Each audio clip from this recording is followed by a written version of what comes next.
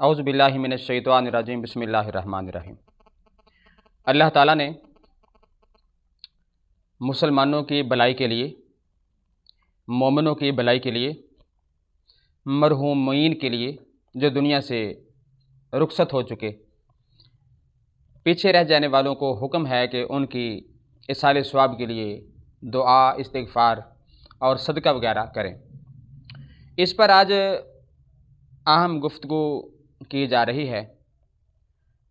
ایصال ثواب سرکار دو عالم صلی اللہ تعالی وسلم سے اور نبی پاک علیہ السلام کے پاک صحابہ کرام رضی اللہ تعالی عنہم اجمعین سے بالکل واضح طور پر ثابت ہے، اور ایصال ثواب میں 11ویں شریف بھی ہے کہ جس کا ثواب ہم حضرت سیدنا شیخ عبد القادر جیلانی میرا محی الدین جیلانی سرکار کے دربار میں پیش کرتے ہیں۔ تو کچھ ہمارے بھائی اس پر اعتراض کرتے ہیں کہ یہ 11ویں دلانا، ایصال ثواب کرنا حرام ہے، فلاں ہے فلاں ہے۔ تو آج انہی کے گھر سے چند حوالہ جات پیش کیے جا رہے ہیں۔ یہ میرے سامنے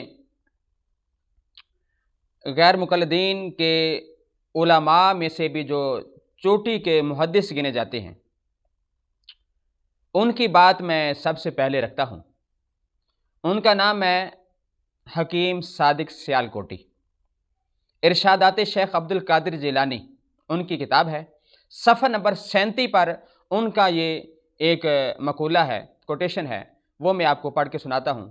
ایز اٹ از میں آپ کو پڑھ کے سنا دیتا ہوں تاکہ میرے بھائی کو شک نہ ہو کہ میں نے اپنی طرف سے کوئی لفظ کا اضافہ کیا ہے، کیونکہ یہاں پر بھی ایصال ثواب کی بحث چل رہی ہے۔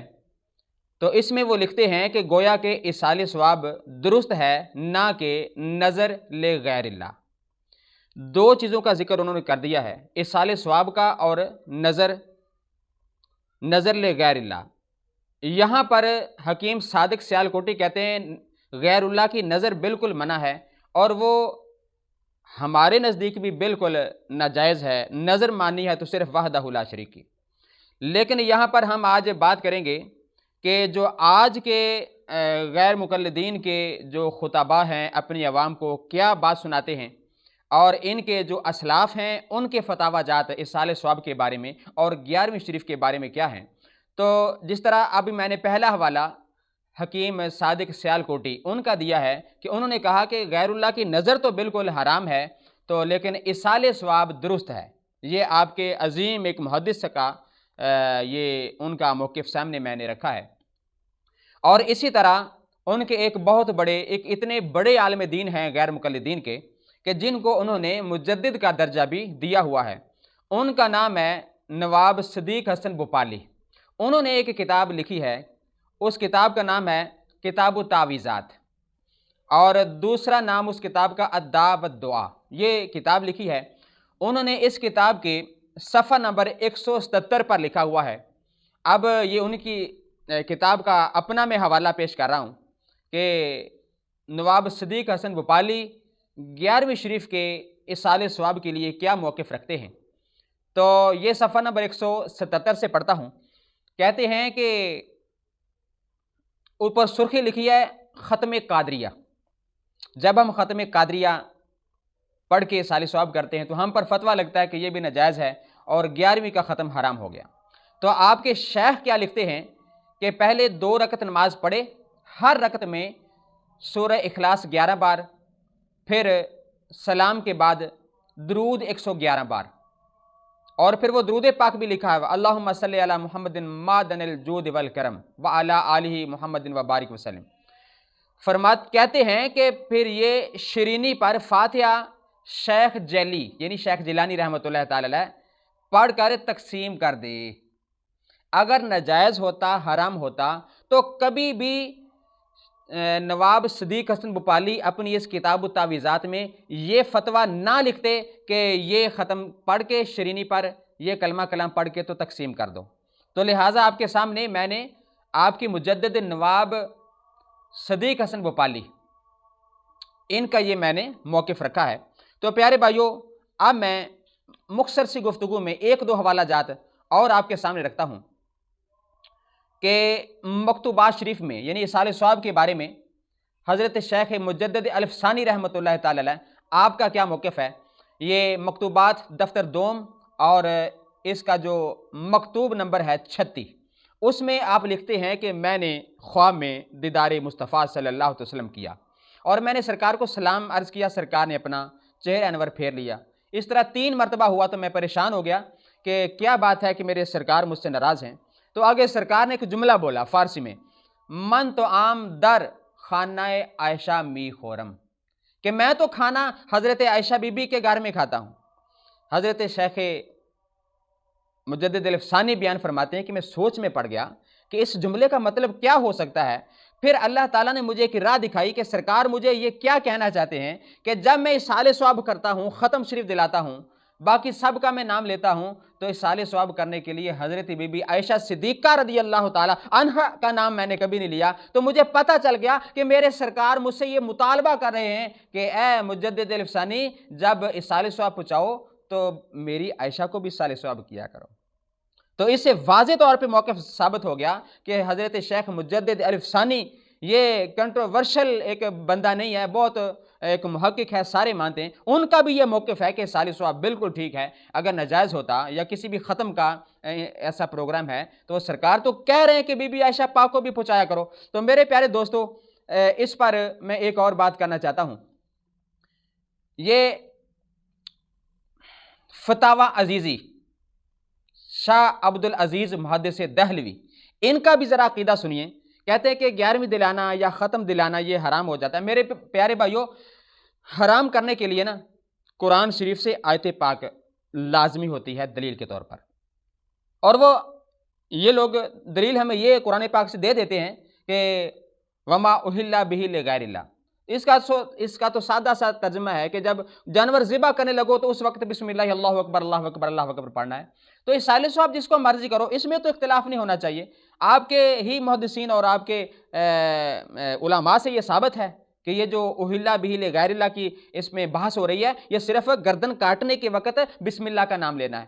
تو ایسا تو کوئی مسلمان نہیں ہے جو چھری پھیرتے وقت غوث پاک کا نام لے یا کسی اور بندے کا نام لے۔ تو شاہ عبدالعزیز محدث دہلوی فتاوی عزیزی، جو آپ کا فتویٰ فارسی میں ہے، جلد نمبر 1 میں یہ آپ کا فرمان علی موجود ہے کہ جس کھانے کا ثواب حضرات امامین یعنی دونوں امام حضرت امام حسن اور امام حسین کو پہنچا دیا جائے، اس پر فاتحہ قل اور درود پڑھا جائے، وہ کھانا متبرک ہو جاتا ہے، اس کا کھانا بہت خوب ہے۔ یہ موقف ہے شاہ عبدالعزیز محدث دہلوی رحمۃ اللہ تعالی علیہ کا۔ پیارے بھائیو، اب ایک میں اور حوالہ آپ کے سامنے جلدی پیش کر دیتا ہوں۔ فتاوی ثنائیہ، علماء اہل حدیث کے بڑے بڑے علماء جانتے ہوں گے کہ فتاوی ثنائیہ کا ان کے ہاں کیا مقام ہے۔ تو لکھنے والے مولوی ثناء اللہ امرتسری، تو یہ ان کا فتاوی ہے۔ اب ان کا بھی ذرا موقف سنیے۔ تو اس میں فتاوی ثنائیہ جلد نمبر 2 صفحہ نمبر 71 پر مولانا ثناء اللہ امرتسری کیا لکھتے ہیں؟ 11ویں باب کی بابت، 11ویں کے بارے میں 11ویں اور 12ویں دونوں کا ذکر کیا کہ جو ہم 11ویں غوث پاک کی دلاتے ہیں اور 12ویں میلاد شریف سرکار دو عالم کے نام کا اصحال ثواب کرتے ہیں، ان دونوں کے بارے میں یہ مولانا ثناء اللہ امرتسری بیان کرتے ہیں کہ اس میں فریقین میں اختلاف ہے کہ جو اصحال ثواب کو ناجائز سمجھتے ہیں وہ اس کو اہلا لغیر اللہ میں داخل کرتے ہیں کہ یہ غیر اللہ کے نام کی ہے، اور جو اس کو جائز قرار دیتے ہیں وہ اصحال ثواب کی نیت کرتے ہیں کہ ہم یہ نظر نہیں مان رہے، ہم تو مطلقاً اصحال ثواب کرتے ہیں۔ تو اس دونوں موقف رکھنے کے بعد وہ کہتے ہیں کہ اگر نیت یہ ہو کہ اس کا ثواب بزرگ قبول کریں گے پھر تو ناجائز ہے، لیکن اگر یہ نیت ہو کہ اللہ تعالیٰ ان کو ثواب پہنچا دے گا تو بالکل ٹھیک ہے۔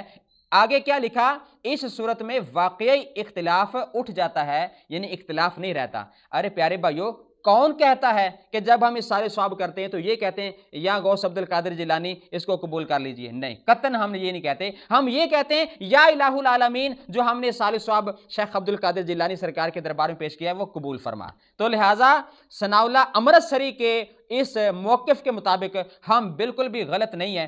تو کیونکہ وہ کہتے ہیں کہ اس کے قبولیت کی نسبت ولیوں کی طرف نہ کی جائے، قبولیت کی نسبت اللہ کی طرف کی جائے۔ الحمدللہ ہم اسی پر ہمارا موقف ہے۔ تو پیارے بھائیوں، اب آخر میں دو چھوٹی چھوٹی باتیں۔ حضور نبی پاک علیہ السلام کے دیوانوں، یہ التذکرہ ہے، امام قرطبی رحمۃ اللہ تعالی علیہ، المتوفی 671 ہجری، اتنے پرانے امام ہیں، ان کا موقف ذرا سنیے۔ اور یہ میرا دوست یہ نہ کہہ دے کہ یہ تو بریلوی کے حوالے، یہ نہیں، یہ بہت پرانے ہیں، یہ المتوفی 671 ہجری کے۔ تو یہ ایک ہی جلد ہے، یہ بیروت کا چھاپا ہے۔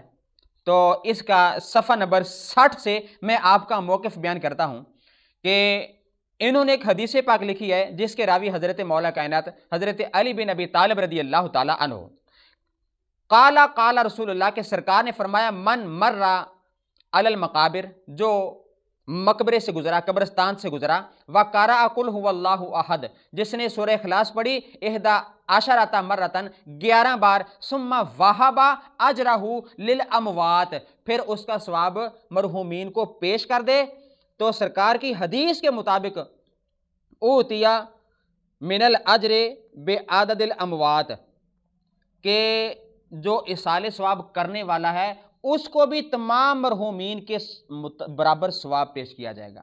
ان کو تو اصال ثواب پہنچتا ہی پہنچتا ہے، اصال ثواب کرنے والے کو بھی برابر میں ثواب مل رہا ہے۔ تو اس کے ساتھ ہی اسی صفحہ نمبر 60 پر ایک اور حدیث پاک ہے جس میں حضرت انس خادم رسول رضی اللہ تعالی عنہ روایت کرتے ہیں کہ سرکار دو عالم صلی اللہ علیہ وسلم کا فرمان ہے، اذا قرأ المؤمن آیت الکرسی، جب کوئی مومن آیت الکرسی پڑھتا ہے، وجعل ثوابها لأہل القبور، اور اس پڑھی ہوئی آیت الکرسی کا ثواب، یارو یہ بھی تو قرآن ہے، کہتے ہیں قرآن نہیں پیچھے جا سکتا، ارے یارو کیوں نہیں جا سکتا؟ اور پجانا تو اللہ پاک نے ہے، تیری تو خالص نیت ہونی چاہیے بس، اللہ اکبر۔ وجعل ثوابها لأہل القبور، اور مرحومین کو، قبر والوں کو ثواب اس کا دے دے۔